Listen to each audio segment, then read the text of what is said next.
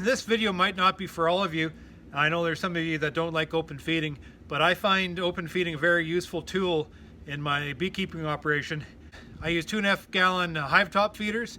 I use 1 gallon hive top feeders. I use frame feeders sometimes, and then I also use some open feeders. So I just feel that the more tools we have available to us, the more effective we are going to be at feeding our bees. I believe in feeding my bees very lightly. I don't believe in feeding my bees to where they're storing their syrup.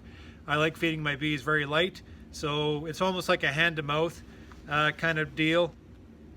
I feed, in the spring especially, I feed only like half a gallon at a time. I just send my guys and they just keep going around filling those feeders, the little 1 gallon hive top feeders, because I don't want them to store the syrup.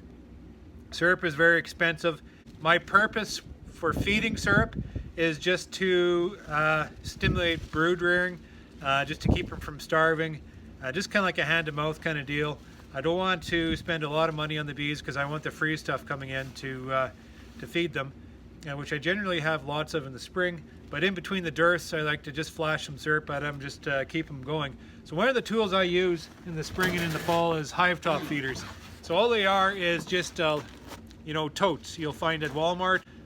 This is 90 liter.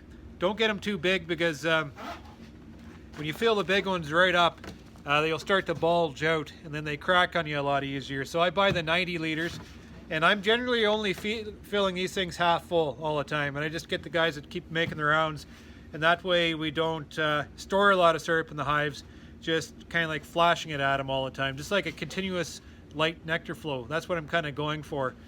I've drilled like 2-inch holes here, just a series on both sides, and this is important because I want to keep the rain out. When I put my syrup out, I don't want to have to go around and cover them up before the rains come, so I just, when we feed them, we put the tops on, so if it rains, we don't have to worry about it.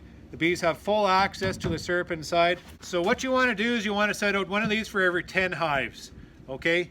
The problem with open feeding is you get drowning, and drowning is because the bees are fighting. If there's not enough surface area in here, the bees will come in and they'll fight, and they'll they'll push each other into the syrup. And just like anything else that drowns, they grab the next guy above them and pulls them down too. So then before you know it, you have a great big layer of dead bees in the bottom. So what you want to do is set out enough of these totes to provide enough surface area so there's no fighting. So I found that 1 per every 10 hives will give you enough surface area. You'll have very little drowning. And maybe at the bottom you'll have just, just a scattering of bees at the bottom, because there's always a little bit that drowns. But that's how you prevent the bees from drowning. I set out wood boards inside, and then just a little bit of straw to cover up all the edges. Don't use too much straw because they just get tangled up and they fall down. So put your boards down so it floats on the syrup, and then just a little bit of straw around the edges just to keep it so the bees don't drop into the syrup. So anyways, that's the open feeders I use. Don't be afraid to open feed. It's a very useful tool. Make sure you provide enough surface area and enough floats so they don't drown, and feed the bees sparingly. Don't overfeed the bees through the spring, just kind of like just hand-to-mouth kind of deal. We don't want to store a syrup. The only time we want to store syrup is in the fall, late fall, when we're bulking up for winter.